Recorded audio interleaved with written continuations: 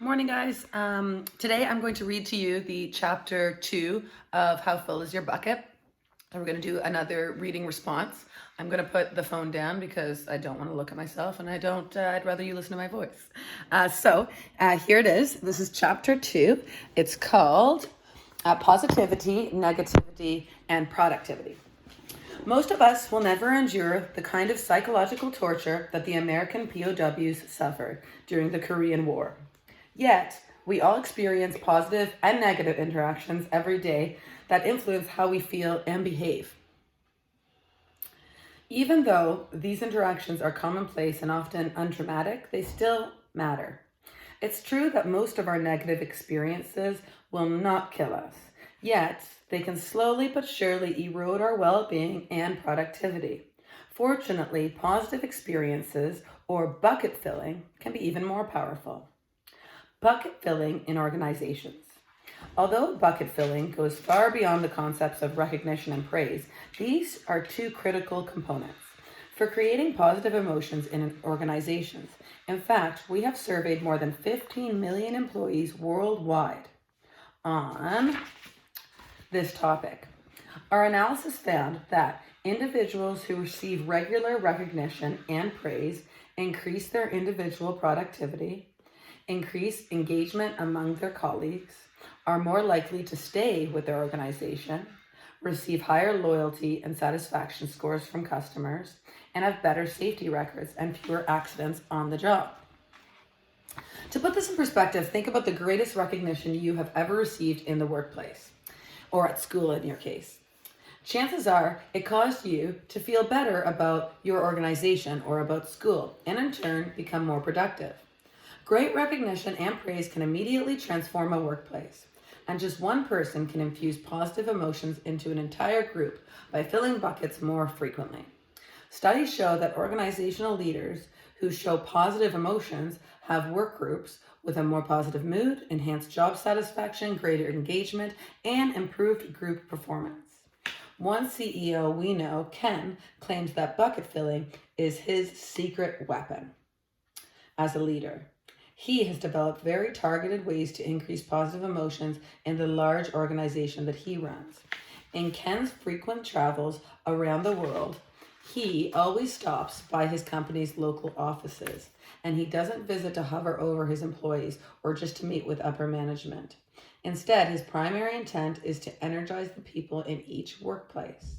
Before arriving, Ken recalls successes and achievements he has heard over the past few months involving people in that office. As soon as he arrives, Ken casually visits with these individuals and congratulates them. He may offer kudos to an employee who recently got married or had a child, or praise someone who gave a great presentation. One of his favorite lines is, "I've been hearing a lot of good talk behind your back." The most enjoyable part for Ken is to watch the energy move through the network once he sets it in motion. He realized that he could light up an entire workplace with a few brief but very energizing conversations. I discovered that bucket filling is an extraordinarily powerful leadership strategy, Ken says, as a result of this approach. Thousands look to him for motivation and guidance. There are two statistics here that it says. The first bucket statistic is that the number one reason people leave their jobs is because they don't feel appreciated. The second statistic is bad bosses could increase the risk of stroke by 33%. Killing productivity. Of course, there's a flip side. Right now, the majority of us don't give or receive anywhere near the amount of praise that we should. As a result, we're much less productive and in many cases completely disengaged in our jobs. According to the U.S. Department of Labor, the number one reason people leave their jobs is because they do not feel appreciated. But the problem doesn't stop there. One study of healthcare workers found that when employees were working for a boss they disliked, they had significantly high blood pressure. According to British scientist George Fieldman, this boss-induced hypertension could increase the risk of coronary heart disease by 1/6 and the risk of stroke by 1/3. There was both a statistically and clinically significant elevation during the time people had the boss they didn't like, said Fieldman, a psychologist and psychotherapist. People who work with bosses they've really hated constantly for years would probably be quite vulnerable to heart disease because of the elevation of blood pressure in the long term. Where productivity is concerned, it would be better for organizations if people who are overly negative stayed home. Organizations, or when they do show up to work, they are counterproductive. We all know these types of people. They walk around the office with glazed looks or move from cubicle to cubicle, stirring up trouble with whining, complaining, and even paranoia. Our estimates suggest that there are more than 22 million workers in the United States alone who are extremely negative or actively disengaged. This rampant negativity is not only disheartening, it's expensive. It costs the U.S. economy between $250 and $300 billion every year in lost productivity. When you add workplace injury, illness, turnover, absences, and fraud, the cost could be surplus of $1 trillion per year, or nearly 10% of the U.S. gross domestic product. These costs are not specific to the United States. They exist to varying degrees in every country, industry, and organization we have studied. And our figures are conservative. To estimate costs accurately, we only accounted for the direct impact that actively disengaged employees have at work. We quantified the productivity or lack thereof occurring in each person's own workplace. In analyzing the data, we had to assume that each disengaged employee simply sat in his or her cubicle and didn't wreak havoc elsewhere. An unlikely assumption, of course. Most disengaged employees do plenty of things each day that bring others down with their own sinking ship. To bring these numbers to life, here's an example of the effect that just a small dose of negativity had on one employee. Does Laura's story sound familiar to you? There I was, standing at the front of the room, ready to get into the best part of my presentation. I had stayed up late the last 2 nights preparing. I had a great deal of knowledge and passion on this topic. I wanted everything to be perfect. And I really hoped to impress my boss and colleagues. Everything was going well as I flipped through the first few slides. Then a sudden technology glitch gave everyone a chance to start talking for a few minutes. I overheard Mike whispering to Beth that it looked like I had been out late last night. I wanted to jump across the table and strangle him. Did I really look that bad? I had tried to remain composed, but I was shaken. When my presentation was back up, it was time to get everyone focused again and proceed.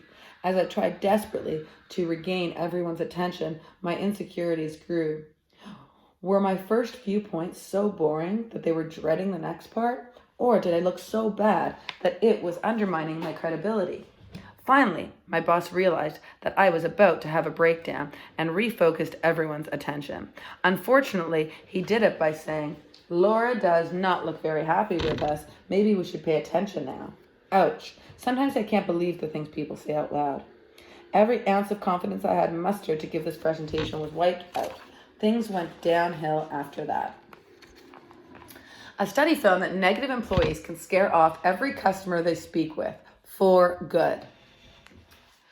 We have all experienced situations when it seems like nothing will go right no matter what we do or say.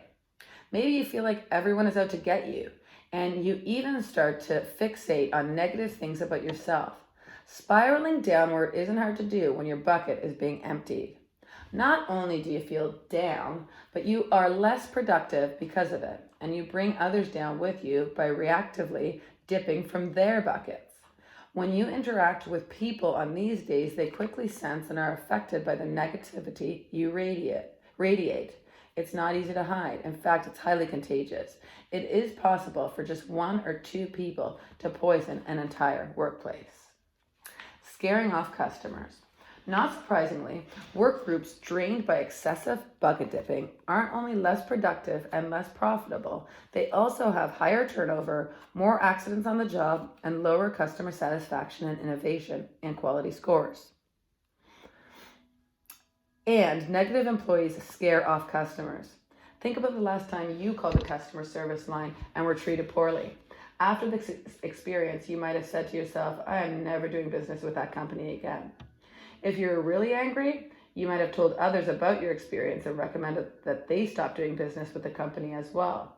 This is the damage one negative employee can inflict on any business. We estimated the impact that a single employee can have on customers by studying 4,583 call center representatives from a major telecommunications company. We discovered 3 service representatives who scared off every single customer they spoke with in a given day, and those customers did not return. It is a serious problem when a company's employees are dipping from customers' buckets. The company would have been better off paying those 3 representatives to stay home. Fortunately, this study also identified 7 service reps who retained and engaged every single consumer with whom they spoke. Maybe you've been lucky enough to talk with a rep like this, one who listened to your problem, made sure you understood that you were heard, took care of your issues promptly, and left you feeling like he or she really cared about you as a person. Did you want to tell others about the first-class service? And are you still a customer today? The recognition gap. Managers take note. Praise is rare in most workplaces. One poll found that an astounding 65% of Americans reported receiving no recognition for good work in the past year. And we have yet to find anyone who reports suffering from over-recognition. No wonder so many employees are disengaged. Although we need and want recognition and praise, the fact is we don't get it, and organizations suffer because of it. Most of the time, organizations begin formal recognition programs because someone in upper management has decided that monthly or quarterly award ceremonies will help raise employee morale. Right? Sounds good. What happens is the old reliable Employee of the Month program. For the first few months the program might actually work. There are usually at least a couple of people who have been top performers for a long time and deserve more recognition. These stars are appropriately showered with public praise. But after a while, management struggles with the inevitable question, who should be the next Employee of the Month? Once the executives reach a compromise, a lucky manager must stand in front of the room and say a bunch of nice and often insincere things about the recipients. The whole exercise ends up feeling like a sham to both the winner and the presenter. Eventually, everyone, regardless of merit, gets named Employee of the Month. All their smiling photographs appear on a board in the reception area. But the whole thing is gratuitous and everyone knows it.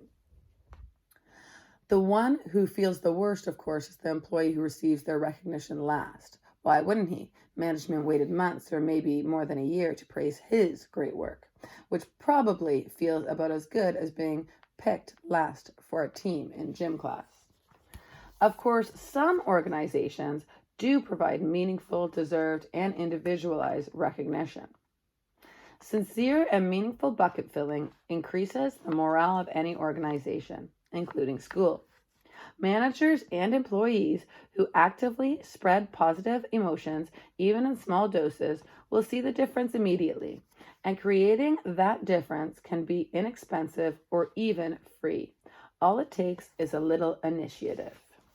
And that is the end of chapter 1, or chapter 2 rather. So I'm going to post 2 questions, guys, and I'm also going to post the actual chapter. So if you want to look over it, that might help too. Okay, talk to you soon.